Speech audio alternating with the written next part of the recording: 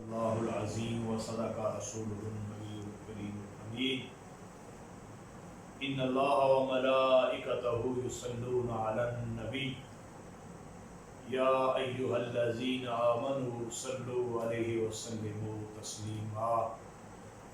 صلاۃ والسلام علیک یا سیدی یا رسول اللہ وعلی آلک واصحابک یا حبیب اللہ الصلاۃ والسلام علیک یا سیدی یا رسول اللہ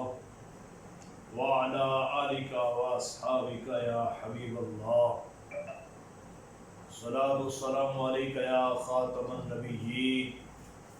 وعلی آلک واصحابک یا خاتم المعصومین۔ اللہ رب العزت جل وعلا کی حمد و ثنا اور اس کے پیارے حبیب لبیب سرور کائنات مفخر موجودات باعث تخلیق کائنات ہادی السبل ختم الرسل مولا کل آئینہ حق نما مظہر ذات کبریا قاسم رزق خدا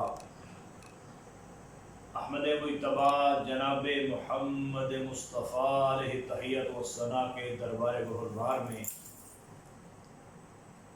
ہدیہ درود و سلام عرض کرنے کے بعد نہایت ہی معزز و محتشم سامعین و ناظرین السلام علیکم ورحمۃ اللہ وبرکاتہ۔ احباب گرامی قدر، ماہ مقدس رمضان شریف کا دوسرا عشرہ جب اختتام پذیر ہو رہا ہوتا ہے، اہل ایمان میں سے اللہ رب العزت جل شانہ جنہیں مزید توفیق اور سعادت عطا فرماتا ہے، وہ اس کے پیارے حبیب علیہ الصلاۃ والتسلیم کی سنت پر عمل کرتے ہوئے عبادت کی نیت سے مساجد کے اندر اعتکاف کا اہتمام کرتے ہیں، اور اللہ رب العزت جل شانہ کے حضور رحمت اور بخشش کا سوال کرتے ہیں۔ اگر حقیقتاً دیکھا جائے تو اعتکاف ایک بہت بڑی عبادت کا نام ہے، بہت زیادہ یکسوئی کے ساتھ اور تنہائی کے ساتھ اللہ کو یاد کرنے کا نام ہے، مگر دیکھا دیکھی لوگ پھر مختلف رسم و رواج کا شکار ہوتے چلے گئے، اور معاذ اللہ کئی مقامات پر اعتکاف کو اس کے تقاضوں سے دور کر کے لوگوں نے محض ایک ریفریشمنٹ سمجھا، اور یوں وہ اعتکاف کی برکات سے پھر معروف ہو گئے۔ تو اس لیے مناسب سمجھا کہ اس حوالے سے چند باتیں احباب محبت کے ساتھ ذکر کی جائیں۔ سب سے پہلے قرآن مجید فرقان حمید کا جو مقام تلاوت کرنے کا شرف حاصل کیا ہے، خالق کائنات جل شانہ نے ارشاد فرمایا وَلَا تُبَاشِرُوهُنَّ وَأَنْتُمْ عَاكِفُونَ فِي الْمَسَاجِدِ، اور عورتوں کو ہاتھ نہ لگاؤ جب تم مسجدوں میں اعتکاف سے ہو۔ یہ اللہ تعالیٰ کی حدیں ہیں، تلک حدود اللہ فلا تقربوها، ان کے پاس نہ جاؤ۔ کذالک یبین اللہ آیاتہ للناس لعلہم یتقون، اللہ یوں ہی بیان کرتا ہے لوگوں سے اپنی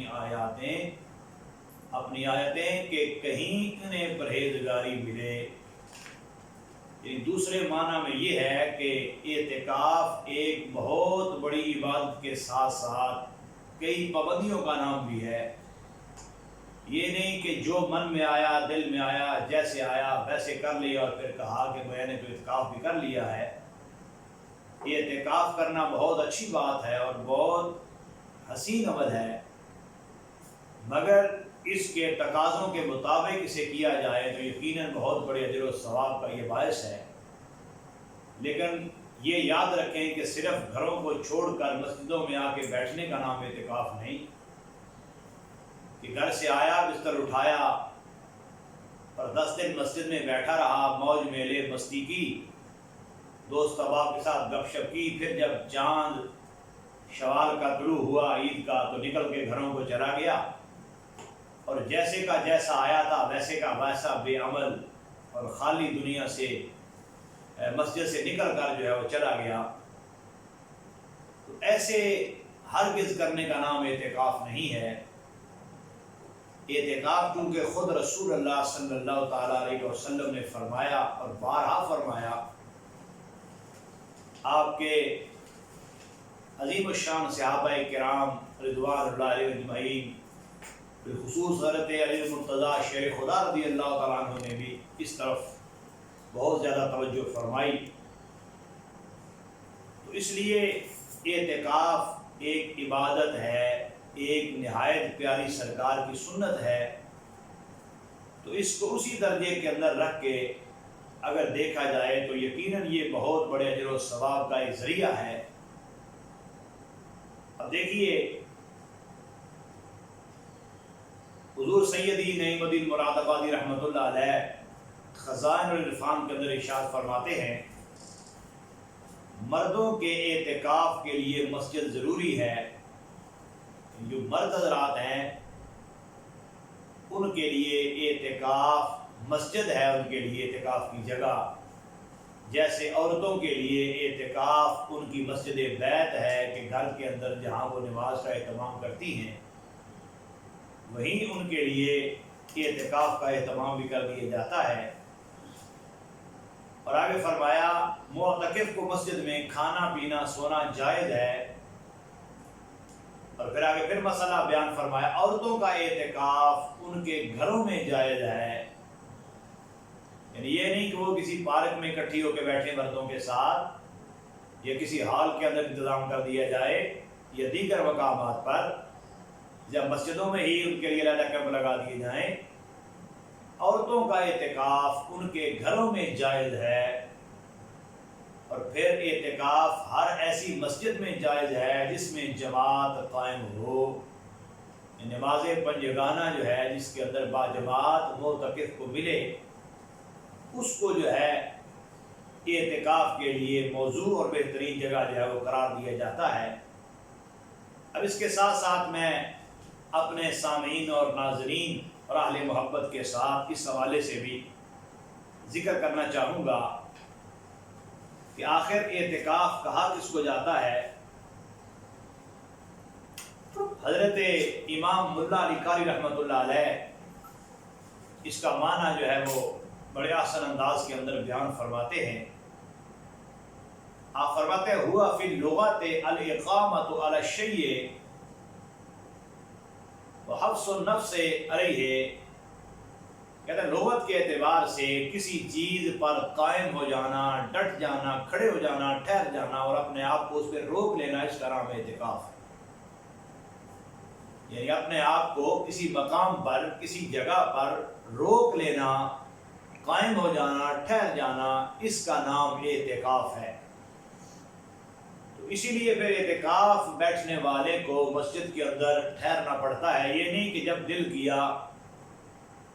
اس خصوصی اعتکاف کے باوجود وہ جب گھر چلا جائے، جب مرضی ہو گھر سے آ جائے،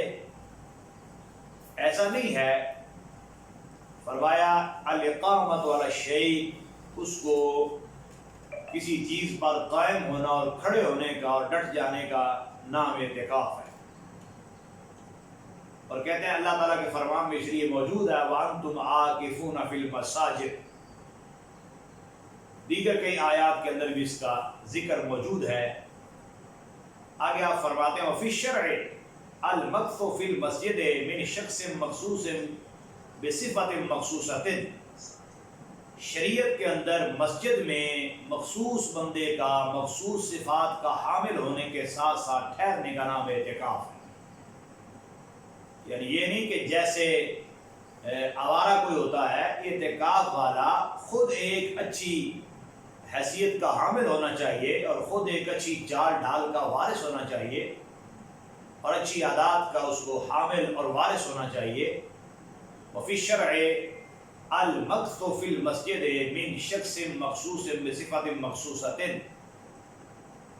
مخصوص صفات والے مخصوص شخص کو مسجد میں اس کے ٹھہر جانے کو اعتکاف کہتے ہیں۔ اور اسی لیے پھر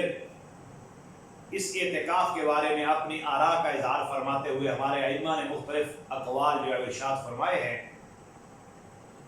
یہاں تک کہ صاحب ہدایہ فرماتے ہیں الصحیح انہ سنت مؤکدہ، کہ صحیح یہ ہے کہ اعتکاف سنت مؤکدہ ہے اور بہت بڑے اجر و ثواب والی عبادت کا نام ہے۔ اور پھر خود رسول اللہ صلی اللہ تعالیٰ علیہ وسلم نے اس پر عمل فرمایا۔ حضرت عائشہ صدیقہ رضی اللہ تعالیٰ عنہ ارشاد فرماتی ہیں ان النبی صلی اللہ علیہ وسلم کان یعتکف العشر الاواخر من رمضان حتی توفاہ اللہ۔ حضرت عائشہ صدیقہ رضی اللہ تعالی عنہ ارشاد فرماتی ہیں رسول اللہ صلی اللہ تعالی علیہ وسلم رمضان کے آخری عشرے کا، آخری 10 دنوں کا ہمیشہ اعتکاف فرمایا کرتے تھے، یہاں تک کہ آپ اس دنیا سے ظاہری اعتبار سے پردہ فرما گئے۔ آپ نے ہمیشہ ہی اس کا جو ہے وہ اہتمام فرمایا، آپ اس پر عمل پیرا ہوتے رہے۔ دیگر بعض احادیث کے اندر رمضان کے پورے اعتکاف کا ذکر بھی ہے، مگر بالخصوص جو عشرہ آخری ہے اس کا خصوصی اعتکاف رسول اللہ صلی اللہ تعالیٰ علیہ وسلم فرمایا کرتے تھے، اور پھر باقاعدہ اس کا بعد میں بھی اہتمام جو ہے فرمایا جاتا رہا۔ تو اگرچہ ہمارے ائمہ نے بیان فرمایا ہے کہ اعتکاف نفلی بھی ہوتا ہے، اعتکاف مستحب بھی ہوتا ہے، اعتکاف سنت بھی ہوتا ہے اور واجب بھی ہوتا ہے، مگر یہ جو آخری 10 دنوں کا اعتکاف کیا جاتا ہے اس کو امت مسلمہ کے اندر ہمیشہ ایک منفرد اہمیت حاصل رہی ہے۔ تو اس لیے احباب محبت اور گرامی قدر سامعین اس چیز کا اہتمام اور انتظام اس انداز میں ہو کہ بندہ نیکی کرنے کے لیے اللہ کے گھر میں جا رہا ہو اور اللہ کو راضی کرنے کے لیے جا رہا ہو، نہ کہ یہ ہے کہ وہ خوش گپیوں کے لیے جا رہا ہو اور معاذ اللہ اپنی طبیعت کے مزاح کے لیے جا رہا ہو۔ امام حسن تو یہاں تک فرماتے ہیں، آپ فرماتے ہیں جس طرح کوئی مانگت سائل فقیر سوالی منگتا کسی سخی کے دروازے پہ جا بیٹھے اور یہ ذکر کر دے کہ جب تک مجھے بخشش کی سوغات اور خیرات نہیں ملے گی میں یہاں سے اٹھ کے جانے والا نہیں ہوں، میں یہاں سے چھوڑ کے جانے والا نہیں ہوں، تو ایسے ہی اعتکاف والا اللہ کے حضور اسی طرح بیٹھ جاتا ہے کہ یا اللہ میں نے اپنے گھر کا آرام اور ماحول چھوڑ دیا تیری رضا کی خاطر، میں نے اپنے کنبہ اور خاندان کو کچھ دنوں کے لیے چھوڑ دیا تیری رضا کی خاطر، تو جب تک تیرے حضور بخشش کی سوغات اور خیرات نہیں ملتی تو میں تیرے گھر کو چھوڑ کے جانے والا نہیں ہوں، میں تیرے گھر سے دور ہونے والا نہیں ہوں۔ تو اس لیے اعتکاف تو من کل الوجوہ اللہ کی ایک رضا کے حصول کا نام ہے اور اللہ کے حضور حاضر رہنے کا نام ہے، نہ ہر وقت سوئے رہنے کا نام اعتکاف ہے، نہ ہر وقت گپے مارتے رہنے کا نام اعتکاف ہے، اور نہ برگر پیزے اور شوارمے کھاتے پیتے رہنے کا نام اعتکاف ہے۔ جیسے بعض جگہوں پر دیکھا جاتا ہے نوجوان طبقہ اعتکاف بیٹھ جاتا ہے، مگر پھر ان کا مشن اور مشغلہ مصروفیت یہی ہوتی ہے کہ آج فلاں یہ کھلائے گا، آج فلاں یہ کھلائے گا، آج یہ چلے گا، آج وہ چلے گا۔ اس لیے ان ساری چیزوں کے مقابلے میں اگر ترجیح یہ ہو کہ ہم نے روزانہ اتنے پارے پڑھنے ہیں، اتنے دنوں میں قرآن ختم کرنا ہے، اتنا درود شریف پڑھنا ہے، اتنے فلاں نفل پڑھنے ہیں، اتنی فلاں نیکی کرنی ہے، تو کتنا اچھا عمل ہوگا۔ اب ایک بندے کے لیے کتنی بڑی سعادت ہے کہ یہ اس عمل میں جا رہا ہے، اس نیکی میں جا رہا ہے، اس عبادت میں مصروف ہو رہا ہے جس کو خود رسول اللہ صلی اللہ تعالیٰ علیہ وسلم نے جو ہے وہ اس پر عمل فرمایا ہے۔ یعنی اگر انسان دیکھے تو کتنی بڑی سعادت ہے کہ اس کو وہ نیکی میسر آئی ہے جو اللہ کے حبیب علیہ السلام نے خود کر کے دکھائی ہے، جس پر عمل فرمایا ہے۔ تو اس لیے نوجوان نسل تک یہ پیغام پہنچانے کی ضرورت ہے کہ وہ اعتکاف کو کوئی رسمی نیکی نہ سمجھے، کوئی ماحولیاتی ریفریشمنٹ نہ سمجھیں، بلکہ انہیں چاہیے کہ وہ اس چیز کا دھیان رکھیں کہ ہم اپنے محلے کے، اپنے گھر کے نمائندہ بن کے آئے ہیں اللہ کے حضور، تو ہمیں بہت ساری نیکیاں جو ہے وہ حاصل کرنی ہے اور اکٹھا کر کے جانا ہے۔ ایسے نہ ہو جیسے اعتکاف سے پہلے خالی آئے تھے ویسے ہی اٹھ کے گھروں کو چلے جائیں، بلکہ اعتکاف کی واضح رونق ان کے چہروں پر نظر آنی چاہیے، اور اعتکاف کے روحانیت اور نور کا ان سے اظہار ہونا چاہیے۔ بالخصوص ان میں سے ہر ایک کو چاہیے کہ کم از کم اگر زیادہ نہ کر سکے تو سنت مصطفیٰ داڑھی شریف اپنے چہروں پہ سجا کے جائے، اپنے کردار کو سنوار کے جائیں، اپنے معاملات کو بدل کے جائیں، نہ کہ یہ ہو کہ جیسے پہلے تھے ویسے اٹھ کے چلے جائیں۔ اعتکاف کرنے والا اللہ کے گھر میں اللہ کا مہمان ہوتا ہے، اللہ کی رحمت اس کی میزبانی کرتی ہے۔ تو اس لیے احباب محبت یہ بات ذہن میں رہے کہ رسول اللہ صلی اللہ تعالی علیہ وسلم رمضان کے اندر جتنی زیادہ نیکی کی طرف توجہ اور کوشش فرماتے تھے،